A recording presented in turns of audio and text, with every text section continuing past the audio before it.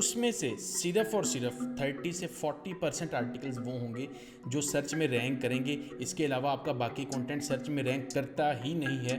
मैं आपको एक एग्जांपल से दिखाता हूँ, अगर आपको यकीन नहीं आता मेरी बात के ऊपर। अगर मैं आपको एक जादू की छड़ी दूँ जिससे आप अपनी वेबसाइट का हर एक आर्टिकल रैंक कर सकते हो, और हर एक आर्टिकल से मुराद हर एक सिंगल आर्टिकल। अब ये मैंने इसलिए बोला कि आपकी वेबसाइट के ऊपर जो भी कंटेंट पब्लिश होगा, चाहे वो 5 आर्टिकल हैं, चाहे 50 हैं, चाहे 500 आर्टिकल्स हैं, उसमें से सिर्फ और सिर्फ 30 से 40% आर्टिकल्स वो होंगे जो सर्च में रैंक करेंगे। इसके अलावा आपका बाकी कंटेंट सर्च में रैंक करता ही नहीं है।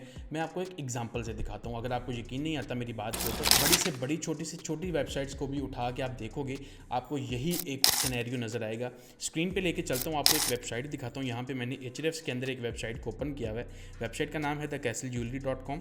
अच्छा, अब इस वेबसाइट के तकरीबन कोई 869 पेजेस हैं, ठीक है। और इस वेबसाइट की जो टोटल ट्रैफिक है वो let me show you, I think कोई 20K या 90K के अराउंड है। Let me just confirm again, ताकि हमें आइडिया हो जाए कि कितनी ट्रैफिक है इसकी। अच्छा, तो इसकी टोटल ट्रैफिक है 19K, ठीक है। अब इस वेबसाइट के मैं आपको जाके दिखाता हूँ कि कितने टोटल पेजेस में से कितने पेजेस ऐसे जिन पे एक्चुअल में ट्रैफिक है। पहली चीज़ ये है कि 869 पेजेस में से, अच्छा ये लिखा हुआ है 19K ट्रैफिक है। यहाँ से आप नीचे आओ तो अब ये मैंने 100 पेजेस जो ट्रैफिक वाइज 100 पेजेस ओपन करके रखे हुए हैं, ठीक है। तो first of all 4000 traffic highest page के ऊपर है। अब आप नीचे आते जाएं इस तरह से जनाब, तो आपका ये फर्स्ट 100 पेजेस में ही आपकी जो ट्रैफिक है ना वो 15 रह जाती है। मतलब पहले 100 ट्रैफिक वाले जो पेजेस हैं ना उसमें से मिनिमम जो ट्रैफिक आ गई है वो 15 आ गई। सपोज कर लें अगले 100 भी 15, 15, 14, 13, 12 करते करते अगले पेजेस के ऊपर भी कोई 10-12 विजिटर्स हैं, अगला 100 भी दे दें उसको। 800 में से 200 पेजेस ऐसे हैं जिनके ऊपर ट्रैफिक है, और ट्रस्ट में ये 12-15 कोई ट्रैफिक नहीं है, पेज के ऊपर 1-2 विजिटर्स भी आ रहे होने। 800 में से सिर्फ 100-200 पेजेस ऐसे जिन पे ट्रैफिक आ रही, बाकी 600 पे नहीं है। दैट मीन्स 25% पेजेस ऐसे हैं जो सर्च से ट्रैफिक ले रहे हैं, बाकी नहीं ले रहे। क्या वजह है? अब ये एक सिनेरियो नहीं है, अब ये मैंने सिर्फ आपको एग्जांपल दिखाई है। आप मेरे से बेट लगा के कोई भी साइट खोल लो, कोई भी साइट खोलो, मैक्सिमम आपको सिर्फ एक वेबसाइट के 50% आर्टिकल्स रैंक मिलेंगे, 50% रैंक नहीं मिलेंगे। उनकी वजह क्या होती है इस वीडियो के अंदर बताने जा रहा हूँ, और साथ में ये बताऊंगा इस वीडियो के एंड के अंदर कि किस तरह से प्रीवियस ब्लॉगिंग मास्टरी 3 का जो बैच है 6 मंथ्स का जो अभी फिनिश हुआ है उसकी रिकॉर्डिंग्स आप फ्री में कैसे ले सकते हो। वीडियो के एंड पे डिटेल्स बताने जा रहा हूँ, सो मेक श्योर को वीडियो के एंड तक वॉच करो। अच्छा, तो अब इस चीज़ की वजह क्या है? फर्स्ट ऑफ ऑल सबसे बड़ी जो मिस्टेक है वो है रॉन्ग कीवर्ड रिसर्च। अब रॉन्ग कीवर्ड रिसर्च का एक्चुअल में मतलब क्या है? हालांकि मैंने उसको बड़ा सिंप्लीफाई करके बताया हुआ है चैनल के ऊपर कि यार ये कुछ स्टेप्स हैं, इनको करो, आपकी रिसर्च हो जाती है। फिर कहाँ पे गलती होती है? इंटेंट वगैरह मैटर तो करता है, बट बहुत बेसिक सी चीज़ है। अगली जो चीज़ है इंपॉर्टेंट है वो ये है कि जब आप रिसर्च करते हो ना, आपका टारगेट और फोकस ये होता है कि अगर एक निच के लिए, एक टॉपिक कैटेगरी के लिए 100 आर्टिकल्स रिक्वायर्ड हैं डोमिनेट करने के लिए, आप 30 उठाओगे। उन 30 में से आप ये देखोगे कि कौन से ऐसे हैं जिनके ऊपर बहुत कम कंपटीशन है, मैं जल्दी रैंक कर सकता हूँ। आप वो 5-7 लोगे, डालोगे, and your job is done.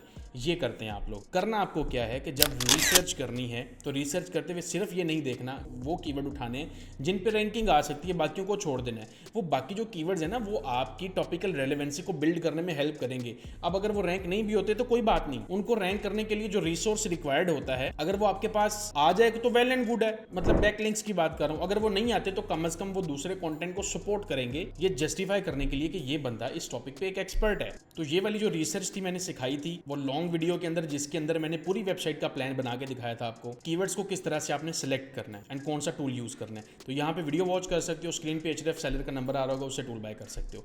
अगली जो चीज है वो है आपकी वेबसाइट की इम्प्रॉपर ऑन पेज। अब इससे मेरा क्या मुराद है? तो कहानी बिगड़ना शुरू होती है आपकी रिसर्च से, जब आपके पास वो कोर टॉपिक्स ही नहीं थे जिनको मिला के आपकी टॉपिकल अथॉरिटी इंक्रीज होनी थी। आपकी वेबसाइट की आधी ऑन पेज तो उधर ही खत्म हो गई, बाकी बची कसर आप इस तरह से निकाल देते हैं कि आप जो भी कंटेंट बाद में पब्लिश करोगे साइट के ऊपर, उसकी इंटरलिंकिंग वीक होती है, उसकी एक्सटर्नल लिंकिंग वीक होती है। एक्सटर्नल लिंकिंग वीक तो दूर की बात है, आप लोग किसी वेबसाइट को लिंक देना ही पसंद नहीं करते।